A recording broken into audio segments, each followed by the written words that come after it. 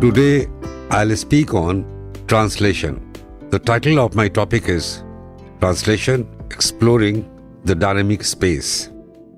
Translation is performed on two languages, the source language and the target language. Translation transfers the meaning from the source language to the target language. Translating a literary work of art is difficult. In literary translation, text is vital. Literary translation is different to pragmatic translation.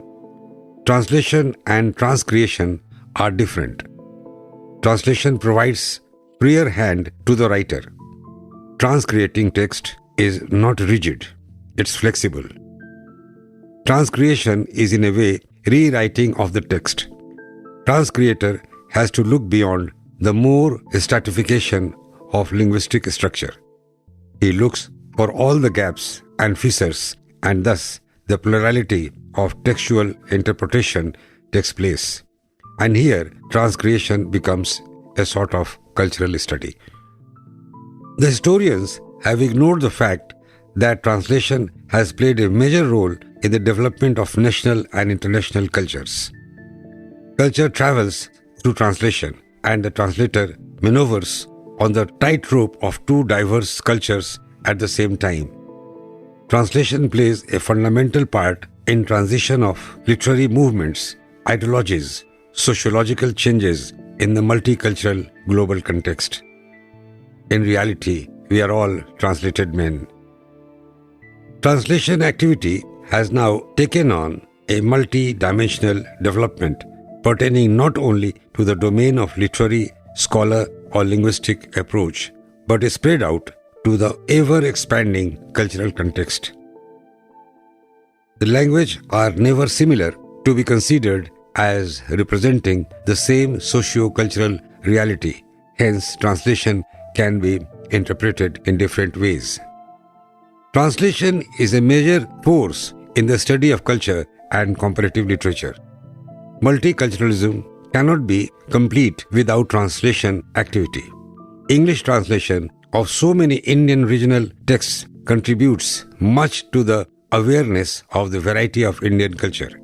Due to emergence of multilingual and multinational society, the need for interaction and being aware the culture of each linguistic group has arisen to a greater extent.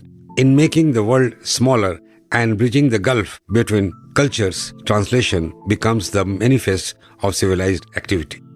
The immense contribution towards the process of multiculturalism has brought translation close up front in creating the cultural, sociological, as well as literary brotherhood.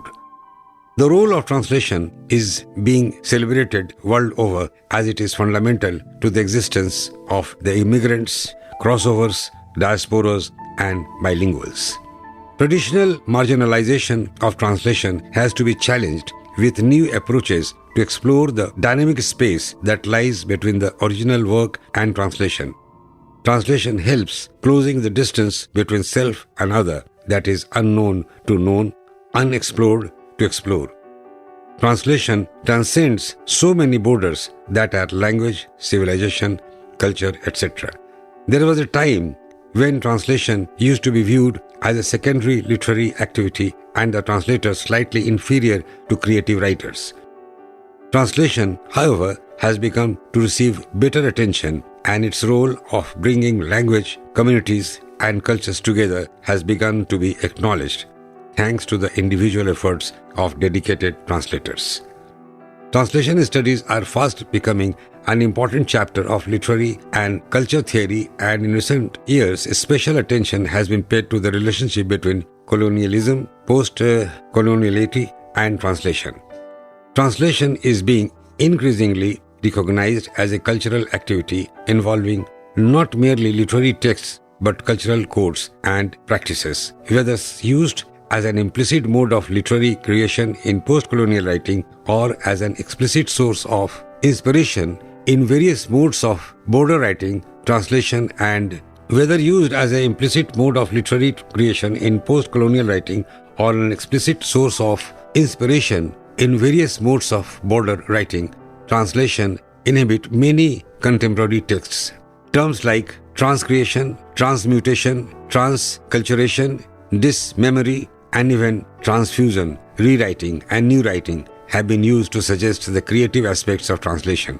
There are cases where even the author feels that a translation is better than the original, as in the case with Gabriel Garcia Marquez, that had admitted that the English version of 100 Years of Solitude is definitely richer than its original in linguistic and semiotic qualities.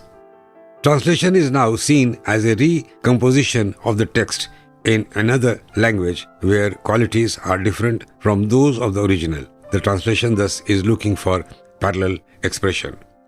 The Indian tradition has always acknowledged translation as a creative activity. Our greater poets, often considered the founders of our languages, have been translators. But we have always called Tulsidas, Chaitanya, Sarla Das, Kamban, Pampa or Ezhutharan poets. To call their translation would be sacrilege. Perhaps it was the influence of the West that made us look down upon translation as only second to creation. We are just beginning to free ourselves of the colonial perception and restore the original liberal attitude towards translation and an expression of freedom. Translation from Sanskrit, Persian and English, the three successive languages of power, enriched modern Indian languages by their influence. The various translations of the Fitzgerald version of Omar Khayyam in Hindi become part of the target language.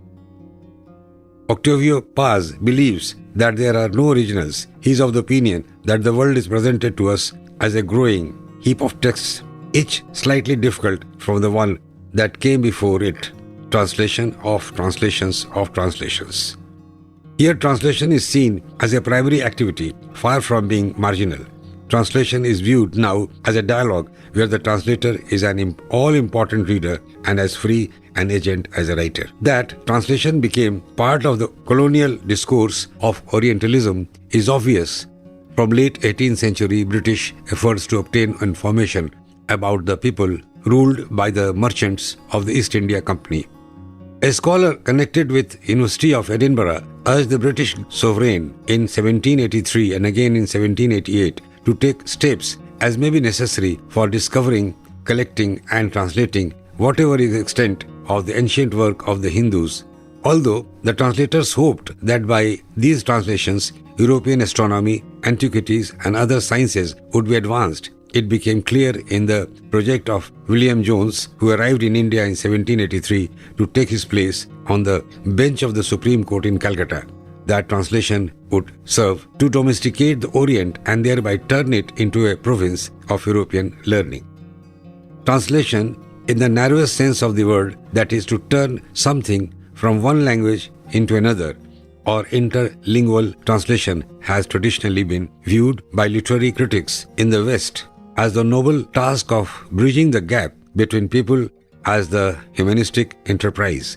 Social anthropologists and ethnographers, since the beginning of their discipline in the 19th century, have also seen the risk as humanism in its desire to provide a body of knowledge about unknown people. It is a task that anthropologists themselves would define as intercultural translation, or the translation of one culture into terms intelligible to another. So here we come to the end of our topic on translation. And translation has come to stay in a big way in postmodern world.